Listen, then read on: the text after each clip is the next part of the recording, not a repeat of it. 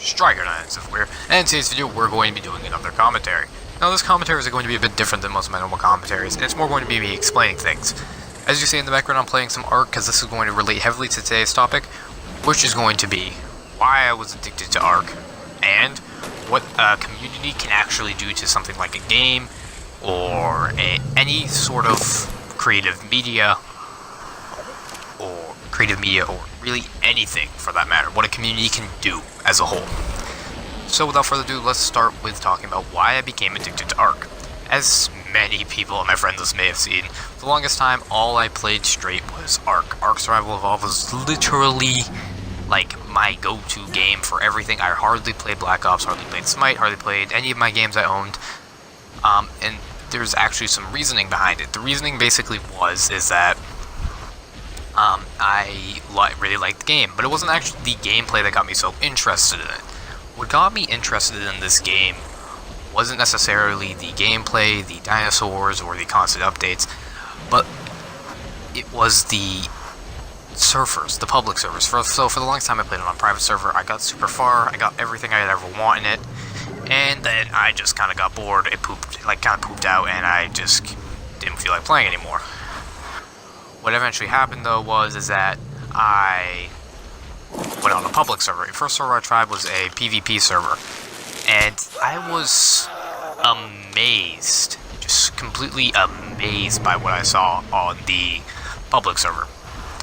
It wasn't necessarily the people, but it was the atmosphere so much, I guess you could say. It was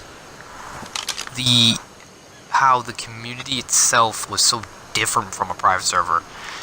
And I started off with PvP just because I didn't feel the need to go to PvE. I felt that it was going to be the same as a private server. But on PvP, it was so different. There was actual history behind all these servers. There was there were people that have been there since day one. There was basically all these things that you wouldn't think would be in a game. There was history, there was in tribes, there was governing systems. There was all these things that were created in this game, which to me is completely crazy. Like, that blew my mind, and it intrigued me beyond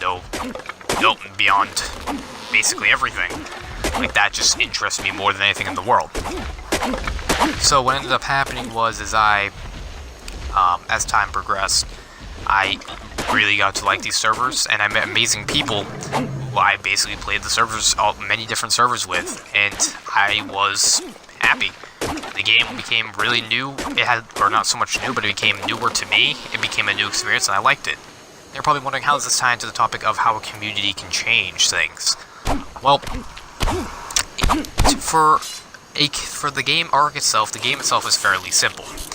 It is a game where you basically catch dinos, like Pokemon, and you use them for various tasks. You build a base, get as strong as you can, and then you, I guess, just play, and you can occasionally fight other players if you want to be that douchebag. However, as time progresses, the game is obviously going to evolve, but it wasn't so much in the way that the developers thought it would. So PvP was obviously thought of. However, when the developers made it, they had no intentions of things like tribe government systems, tribe allegiances. They never thought of these things right away, because they just thought, oh, the tribe will be a couple groups of their buddies, tribes can go at each other, stuff like that. As time progressed, they added things more and more based on what the community wanted. And a lot of these things involved actual government system you could add to your tribe. Like, you can have, if you play a certain number of, or not, I don't know if they have this yet, but I know that there's ranks, and you can set it up so if someone is active enough, they can go up in ranks, or they can go down in ranks, and add that certain dinos can be only accessed by certain ranks, or certain things can be accessed by certain ranks. And this was added in mainly because the community asked for it, which I thought was pretty cool. Not only that, but they also changed the community drastically in the way that people played, or how people picked their engrams and how they played the game, because they added in a lot of stuff involving raids and wars, or raid wars.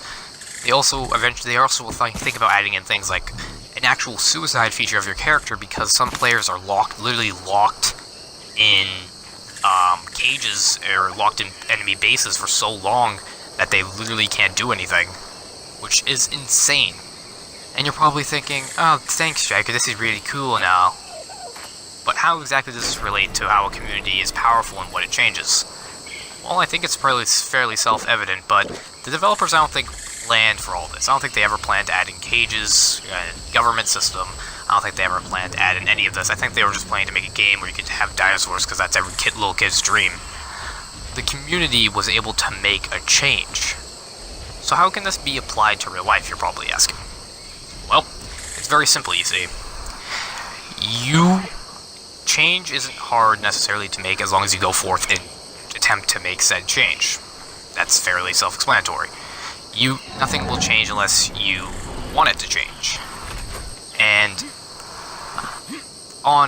ARK is a good game to show how a community can have power for the fact that it shows that with enough people doing something, doing certain actions, it can actually create a global change, or in this case, a game-wide change, which is a bit insane to think about.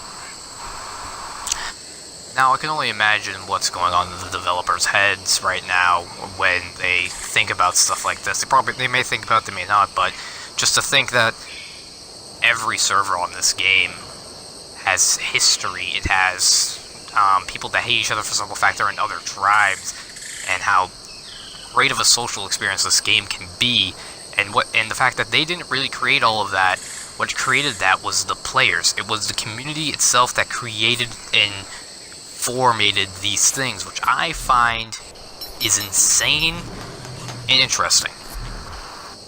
That's why I played ARK for the longest time, and that's why I feel that when it comes to community and the sense of community, no community or any community has the power to create a change that they wish to see, especially in today's world.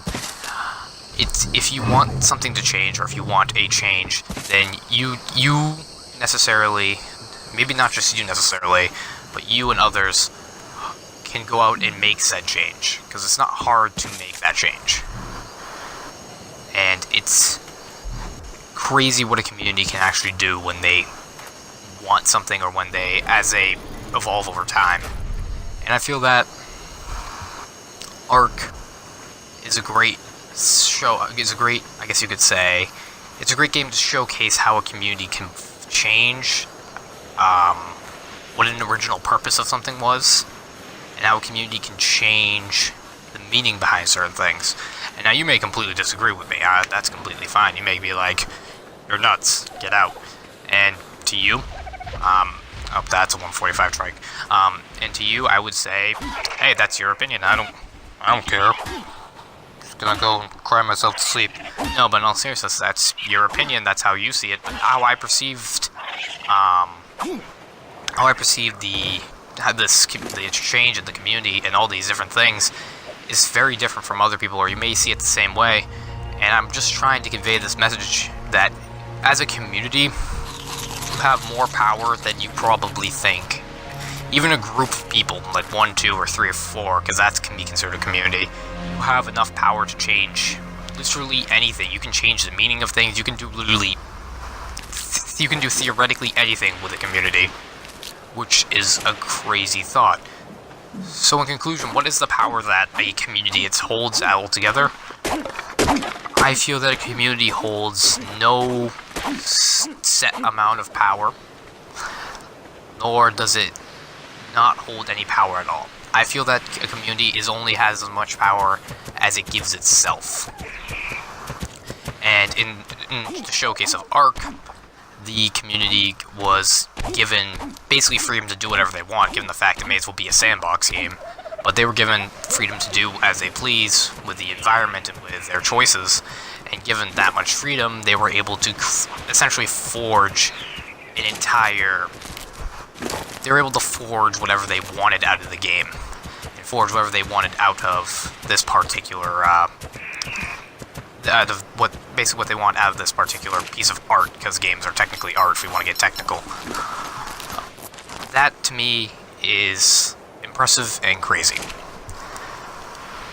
So to truly wrap things up, I know I said in conclusion before, sorry I'm repeating myself, the power you hold as a community is the power that is given that you make yourself. It is the power in a community is what you give to that community, basically. It's the amount of power that that community gives to itself, and the reasoning behind why ARK was such a great thing to me was as the amount of difference in the servers and how in depth the servers got with things like history, and how unfathomably crazy it is to think that there could be things like government systems, history, and even in some cases traditions in a video game where you catch dinosaurs to fight other dinosaurs to get more dinosaurs.